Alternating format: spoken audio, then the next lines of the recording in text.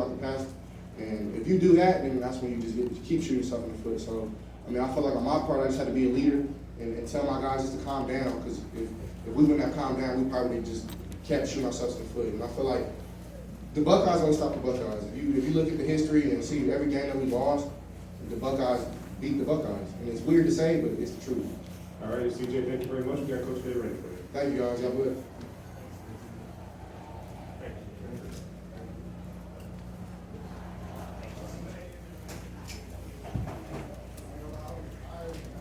Hi there.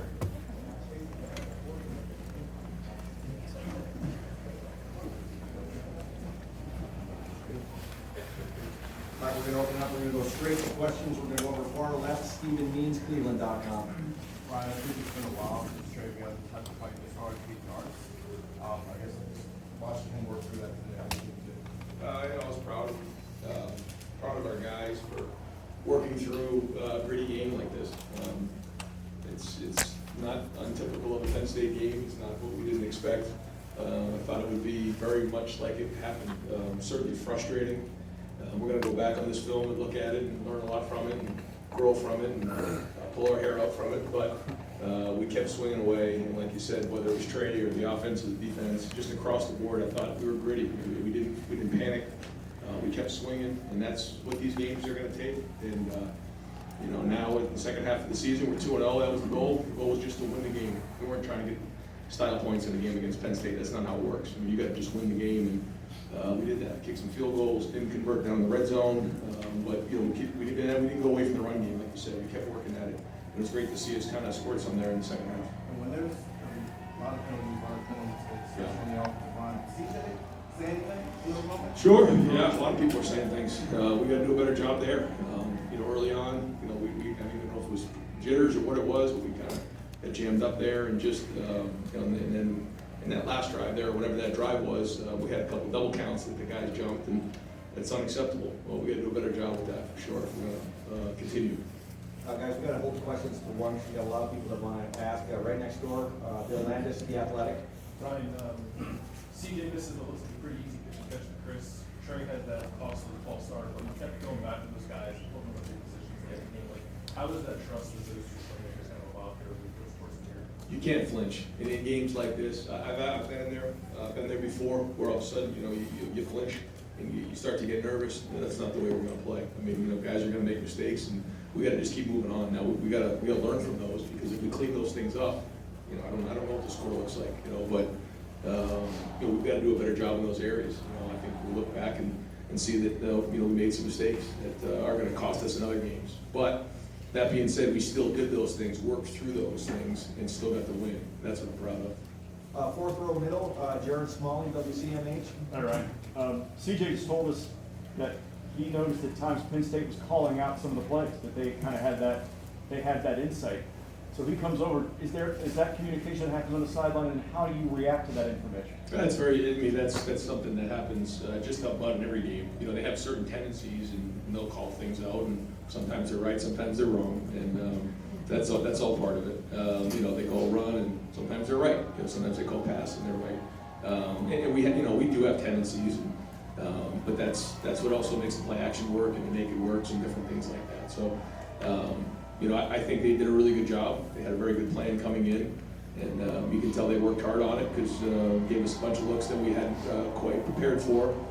We expected that. We knew we weren't just going to get base defense, and I think they maybe played it just a few snaps. They were coming every snap, and that's what we're going to get when you're a high explosive offense. These guys are going to come after you, and we got to handle that a little better. Over to the right, Clay Hall, WSYX. Defense ran hot and cold, but you've got some sacks and you've got a defensive touchdown.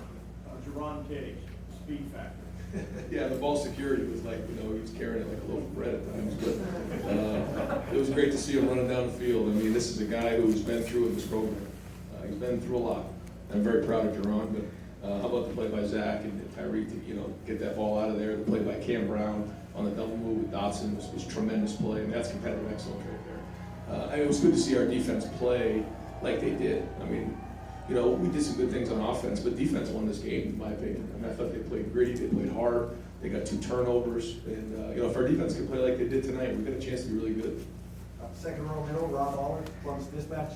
get fourth and short late, once you made it, once you didn't, could have had field goals. How much of that is just your personality? You always talk about being aggressive. Is that who you are, and how much of it is showing that trust in the offense and the guys? A little bit of both. I felt like certainly we had to kick the field goal at the end to make it a two-score game. And then we were going to go for it on the one, and then Trey, fell out of his shoes a little bit there. Then we decided to kick the field goal. I thought the 4th and 2, we had the right play on at that time on that hash. The down and distance was actually set up. I think it was 4th and 2. And you'll have to look at the film and see what happened, but it kind of played out similar to what we thought, and just didn't connect on it. Over here, front row right, Austin Ward, Letterman Row. It seemed like there was times the throw that CJ missed, and maybe maybe some holes he would have wanted to hit differently, or flip over some of the snaps, like some of the freshman mistakes. They haven't played a lot of close games. I guess you'd rather learn from a win than a loss. Did you notice that? And how impressed were you with the way they handled that? I thought we kept swinging, and that's we didn't have our heads down or anything like that. And, and then in the moments like that, you kind of rely on some of the older guys to kind of help out, and to see Chris make that big touchdown, and that kind of broke things a little bit for us, because, like you said, we were a little rigid there for a while. We couldn't quite get going, and that kind of helped us out a little bit. We started playing more confidence after that. But it's different than it was early in the season, where guys can start doubting themselves. I don't think you saw any of that coming on.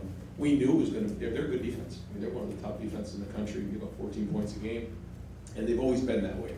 They've been playing for a long time. A veteran group back there, and so we kind of expected some of this. What we didn't expect was, like you said, some of those penalties and just lack of execution. But when you're playing against better competition, you got to be on point. The little things show up, and so awesome to learn from and still get the win. Right next door, Nathan Baird, Cleveland.com. You talked this week about the pressure you expected to get from Penn State. I guess what did you think of the offensive line's response to that, and I guess CJ's response? Well, I think when you're playing against a style of defense like that, you're high risk, high reward. So there's going to be plays where you can get yourself off schedule. And certainly with the penalties, we got ourselves off schedule, which that really bothers me. But then you also get some big hits, like we did on the big play to Chris. We got the big run by Trey, and that's kind of a herky-jerky game, and it gets a team like us sometimes a little bit out of rhythm. And so we got to go back and think about in games like that how we can do a better job of getting in rhythm. Right in the middle, Steve Hellwagen, 24/7 Sports. Hey, Coach, you guys got this one out, and you don't have time to celebrate or anything. You're going back on the road next week. 4 games left, 4 weeks. You saw Michigan State won today. Just your thought about what this next 4 weeks is going to be like, and maybe taking one game at a time. That's exactly right. It's a great question. I think when you look at the college football right now, it's about surviving and moving on, especially with the teams that we're playing, and that's all we can worry about. And we're playing some really good teams here moving forward. Going on the road next week, it's going to be a big challenge for us because you got to bring it every week, and I think that's what you're seeing across the board. The guys who do bring it every week are being rewarded. And we got to do that. We got to keep doing it. And it's 1 game seasons. It's March Madness, and you win, you survive, you move on. And that's where we're at right now. And we have to bring it every week because a lot of these teams are dangerous and capable of beating us. But again, I just a couple things I just thought of before we finish up, Jerry. It was just I want to thank just Buckeye Nation, student section. Half an hour before the game, it was a packed house. The student section was rocking.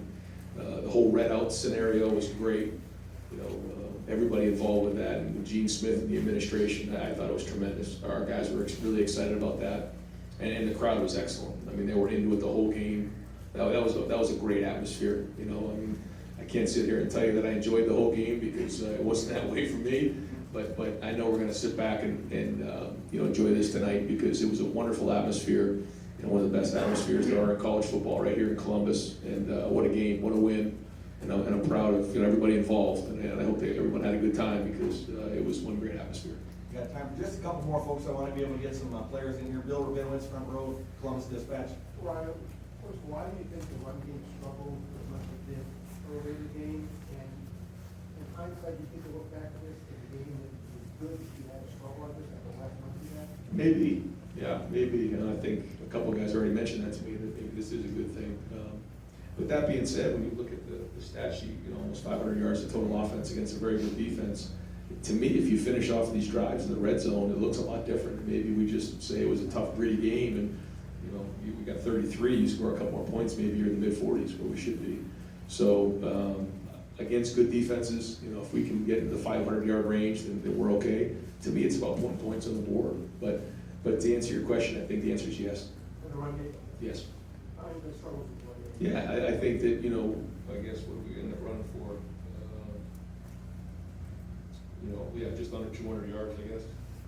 And so, we want to be at 250, so we're a little short there. But again, when you're going against a good defense like this, that's how it goes. You don't just go down the field and score every possession. That's not how it works.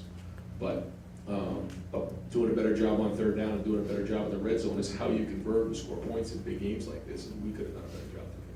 Far left, Adam Rittenberg, ESPN. And Ron, you mentioned the defense. What's enabled you guys to be making more plays on that side of the ball since early in the season? I honestly think it's experience, but I also think we've done a good job with some of the schemes and changing up the looks for the quarterback, and we have to keep doing that. We have to stay a step ahead of everybody we play. But guys you're starting to see guys make plays who maybe guys didn't know about a month ago, and you're seeing guys show up. So it's a lot of confidence that's been built to me over the last couple months. And final question behind me, Pete Thamel, Yahoo. Ryan, you said you're not into style points and you're in the March Madness vote. College World Class standings come out Tuesday.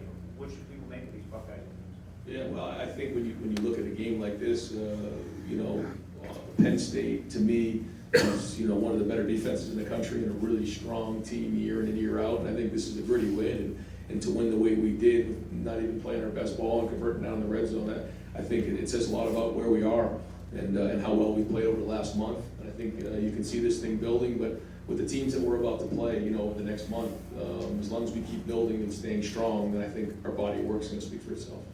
Coach, thank you very much. Thanks, Doug. Thank you.